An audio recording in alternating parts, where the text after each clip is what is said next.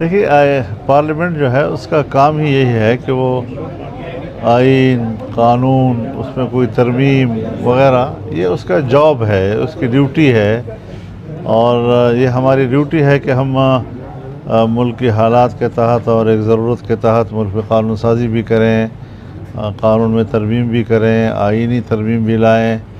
لیکن ظاہر ہے کہ جب ترمیم آتی ہے تو اس پر اختلاف ممکن ہوتا ہے، تو جو مسودہ حکومت کی طرف سے لایا گیا ہم نے اسے اکثر مسترد کر دیا تھا، اور وہ کسی قیمت پر بھی قابل قبول نہیں تھا۔ اس سے پارلیمنٹ کی توقیر ختم ہو جاتی، اس سے ہماری عدلیہ کمزور ہو جاتی، اس سے ہمارے تمام پاکستان کے عام شہریوں کے انسانی حقوق جو ہے وہ تباہ ہو جاتے، اور ان کی کوئی حیثیت نہ رہ جاتی۔ تو ظاہر ہے کہ ہم اسمبلی میں اس لیے تو نہیں ہے کہ ہم عوام کے خلاف کوئی ترمیم پاس کریں، بلکہ عوام کے مفاد میں ہم نے سب کچھ کرنا ہے، ملکی مفاد میں ہم نے سب کچھ کرنا ہے، تاکہ یہاں پر ایک پرامن معاشرہ تشکیل دیا جا سکے، اور جو چیزیں وقت کی ضرورت ہوتی ہیں ہم ان ضرورتوں کو ترجیح دیں۔ یہ نہیں کہ ہم کسی ادارے یا کسی محکمے کو طاقتور بنانے کے لیے قانون بنائیں، اور غیر ضروری طور پر ان کو اختیارات دینے کے لیے ہم کوئی قانون بنائیں، بلکہ تمام اداروں کے درمیان توازن پیدا کرنا اور ملک کے اندر ایک متوازن سیاسی ماحول پیدا کرنا، یہ ہمارا ایک مقصود ہوتا ہے، یہ ہماری ڈیوٹی ہوتی ہے، یہ ہماری ذمہ داری ہوتی ہے۔ اب الحمدللہ ایک لمبی چوڑی گفتگو اور مذاکرات کے نتیجے میں جو مسودات اس وقت شیئر کیے گئے ہیں مسلم لیگ نون کی طرف سے بھی، پاکستان پیپلز پارٹی کی طرف سے بھی، جمعیت علماء اسلام کی طرف سے بھی، تو اس میں کافی اب ہم آہنگی تقریباً پیدا ہو چکی ہے، اور جو چیزیں ہم نے مسترد کی وہ واپس ہو چکی ہیں، اور جو چیزیں ہم نے مطالبہ کی تھی وہ قبول ہو جائیں گے انشاءاللہ۔ تو پھر بھی کل 15 ہے انشاءاللہ، میں کراچی میں کل بلاول بھٹو صاحب سے ملوں گا، اور پھر یہاں سے میں سیدھا لاہور جاؤں گا، میں میاں نواز شریف صاحب سے بھی ملوں گا وہاں پہ، پھر میں اسلام آباد جاؤں گا تو وہاں پر پی ٹی آئی کے ساتھ ان کی قیادت جو موجود ہے ان سے بات کروں گا، اور اس طریقے سے ایک اتفاق رائے پیدا کرنے کی ایک کوشش ہے، تاکہ ملک میں کوئی ایک آئین کی ترمیم کی وجہ سے کوئی ہنگامہ آرائی نہ ہو، کوئی اختلافات نہ ہوں۔ اور اس سے پہلے 18ویں ترمیم آپ کو یاد ہوگا، 18ویں ترمیم میں بھی کوئی ہمیں 9 مہینے لگ گئے تھے۔ جب 18ویں ترمیم میں ہمیں 9 مہینے لگ گئے تھے تو اب 26ویں ترمیم میں ہمیں 9 دن تو دے دینے چاہیے کہ ہم اس میں دیکھ سکیں، اس کا نوک پلک ٹھیک کر سکیں، اس میں کوئی غلطی ہے تو اس کو نکال سکیں، کوئی اچھی بات ہے تو وہ ڈال سکیں اس کے اندر۔ تو یہ سارا ایک بڑا لمبا ایک ایکسرسائز ہے، اس کے ہمیں ماضی میں بھی کافی تجربات ہیں۔ بعض دفعہ ہمیں کچھ چیزیں طے کرنے کے لیے، خارجہ پالیسی کے اصول طے کرنے کے لیے 6 مہینے تک ہمیں کمیٹی روم میں بیٹھنا پڑا۔ تو آج کیا مسئلہ ہے کہ ہم 1 مہینہ بھی دینے کو تیار نہیں ہیں، اور ایسی کوئی جلدی ہم پر مسلط کی گئی، لیکن ہم اس سے متاثر نہیں ہوئے، اور ہم نے کہا نہیں، جب تک کہ ہم اطمینان حاصل نہیں کریں گے اس وقت تک کوئی ترمیم نہیں آئے گی، اور اگر آئی تو ہم اس کو مسترد کریں گے۔ جی اب الحمدللہ بڑی محنت اور کوشش کے بعد ہم ایک اتفاق رائے کے قریب پہنچ چکے ہیں، اور آپ دعا فرمائیں کہ مکمل اتفاق رائے تک ہم پہنچ سکیں۔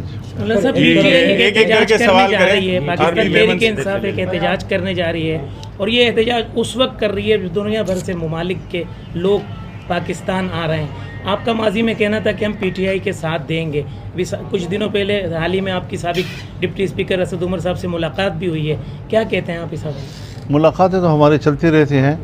میں نے ایک اپیل کی تھی کہ کوئی بھی مظاہرہ ہو، احتجاج ہو، اس کو شنگھائی تعاون تنظیم جو ہے اس کے سربراہان کے پاکستان کی سرزمین سے رخصت ہونے کے بعد تک ملتوی کر دیا جائے۔ تو پہلے بھی ایک مظاہرہ ہوا جس کے کوئی اچھے نتائج سامنے نہیں آئے، اس سے کوئی اچھا ماحول نہیں بنا، اور اب بھی جب مہمان یہاں پر موجود ہوں تو میں اب بھی دوبارہ اپیل کروں گا کہ وہ ایسے موقع پر کوئی احتجاج نہ کریں. چند دن کے لیے مؤخر کیا جا سکتا ہے اور کوئی اتنی بڑی مشکل پیدا نہیں ہوگی اس سے. تو مجھے امید ہے کہ وہ ہماری اپیل کی قدر کریں گے. سر سندھ کے دورے پر آپ آئے ہیں تو میرپور خاص ڈویژن کا انتخاب کیا ہے, کیا سمجھتے ہیں اس وقت جو آپ کے آنے کی ضرورت پیش ہوئی, اور کیا مین کوئی پیغام دینا چاہ رہے ہیں آج اس دورے کے بعد؟ دیکھیے 14 اکتوبر کو ملک میں 14 اکتوبر سے کبھی آگے پیچھے بھی ہو جاتا ہے. حضرت مفتی صاحب رحمہ اللہ کی یاد میں ایک کانفرنس منعقد کی جاتی ہے, تو کبھی ایک صوبے میں, تو کبھی دوسرے صوبے میں, تو کبھی تیسرے صوبے میں. تو اس دفعہ سندھ کی جماعت کا بڑا اصرار تھا, اور خاص طور پر میرپور خاص کی جماعت کا, کہ یہاں میں کافی عرصے سے نہیں آیا ہوں, تو یہاں آ کر اب یہاں کانفرنس منعقد کی جائے. تو یہ کانفرنس ہوگی, اور جب مفتی صاحب کے عنوان سے کانفرنس ہوتی ہے تو ان کی ہم جہت زندگی کو زیر بحث لایا جاتا ہے.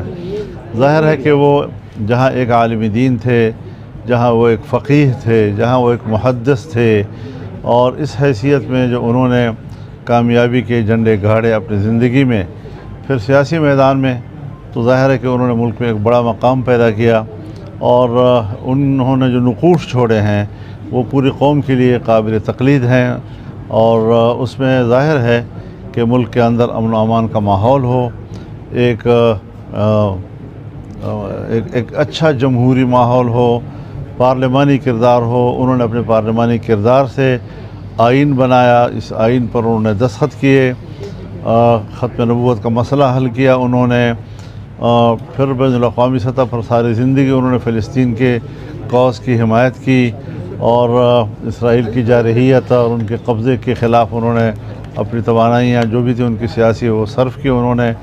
تو آج بھی ہماری اس اجتماع میں مفتی صاحب کے انہی نظریات کی بنیاد پر جہاں ہم ان کی شخصیت کو زیر بحث لائیں گے, وہاں پر ہم ان کے کردار کو بھی, چاہے وہ علمی حوالے سے ہو, چاہے وہ سیاسی حوالے سے ہو, چاہے وہ امن کے حوالے سے ہو, چاہے وہ پارلیمانی نظام کے حوالے سے ہو, جمہوری حوالے سے ہو, اسلام کے لیے ہو, ختم نبوت کے لیے ہو, فلسطین کے لیے ہو, امت مسلمہ کے لیے ہو, ان سب کے لیے ان کے نظریات کو سامنے رکھتے ہوئے ہم نے گفتگو کرنی ہوگی, تمام مقررین نے گفتگو کرنی ہوگی, اور انشاءاللہ ان کا یہی پیغام اگلی نسلوں کے لیے نشان راہ بنے گا, اور ان کے لیے اپنا مستقبل سنوارنے کا سبب اور ذریعہ بنے گا انشاءاللہ. بہت شکریہ جی, بہت شکریہ, تھینک یو ویری مچ جی, تھینک آپ یو. سندھ میں آئے ہو اور ادھر انتہا پسندی کی ایک لہر اٹھی ہے, اور ماروائے عدالت قتل ہو رہے ہیں توہین رسالت کے حوالے سے, اور کل اس کی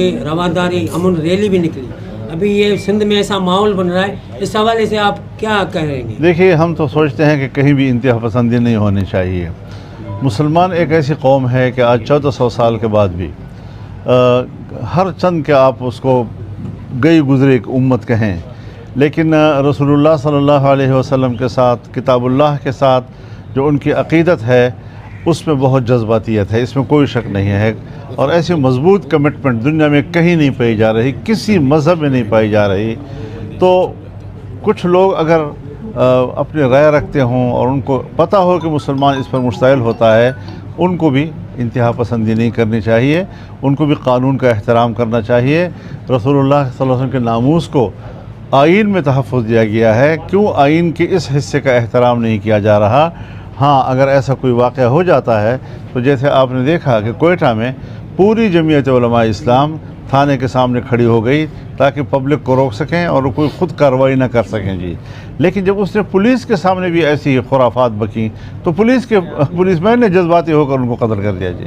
تو اس طریقے سے کچھ ایک مافیا ہے ملک کے اندر جو مذہب کے خلاف ہے, اور ایسے مواقع پر وہ پھر مذہبی لوگوں کی کمزوریوں کو تو اچھالتا ہے, لیکن مذہب دشمن لوگوں کے حوالے سے ان کی انتہا پسندی کا نوٹس نہیں لیتا بلکہ انہیں سپورٹ کرتا ہے. تو اس جنگ میں ان کا رویہ بھی انتہائی قابل مذمت ہے اور انتہائی جارحانہ ہے. اسلام کے حوالے سے ہم کوئی کمپرومائز کسی کے ساتھ نہیں کرتے. اس کی عزت, اس کے ناموس, رسول اللہ صلی اللہ علیہ وسلم کے ناموس, اس کے لیے جنگ لڑیں گے. हर हालत में लड़ेंगे। इसको कोई इंतहा पसंदी कहता है तो लाख दफ़ा कहे, वो ख़ुद इंतहा पसंद हैं। हम उनको भी एहतराम करना चाहिए, हम भी दूसरे मज़ाहिब का एहतराम करते हैं। हम हज़रत ईसा अलैहिस्सलाम को अल्लाह का नबी मानते हैं। हम उन पर नाजिल हुई किताब इंजील का खुदा की किताब समझते हैं। हम हज़रत मूसा अलैहिस्सलाम की नबूवत पर ईमान लाते हैं। हम उन पर नाजिल हुई किताब तौरात पर ईमान लाते हैं। तो जिस तरह हमारे उन अम्बिया के बारे में अक़ीदत व एहतराम है, उनकी किताबों का एहतराम है, उनको हम आसमानी किताब समझते हैं, तो फिर रसूलुल्लाह सल्लल्लाहु अलैहि वसल्लम और कुरान मजीद को भी इतना ही एहतराम मिलना चाहिए। जब कोई इसका एहतराम नहीं करता तो इससे फिर फसाद पैदा होते हैं। तो फसाद के लिए तो हमें एतदाल पसंदी का दर्स दिया जाता है, और फसाद पैदा करने के लिए जब वो सबब और इल्लत बनते हैं उनको तहफ़्फ़ुज़ देते हैं, तो ये भी इंतहाई काबिल मज़म्मत चीज़ है कि रसूलुल्लाह के नामूस को कोई गाली दे और आप उसको तहफ़्फ़ुज़ फ़राहम करें। इनको भी ज़रा अपने हुदूद में रहना चाहिए। बहुत शुक्रिया जी, thank you very much ji, thank you जी, बहुत शुक्रिया जी। अंदर तारे कमरे में कोई न वञे, थैंक यू जी। खैरियत है।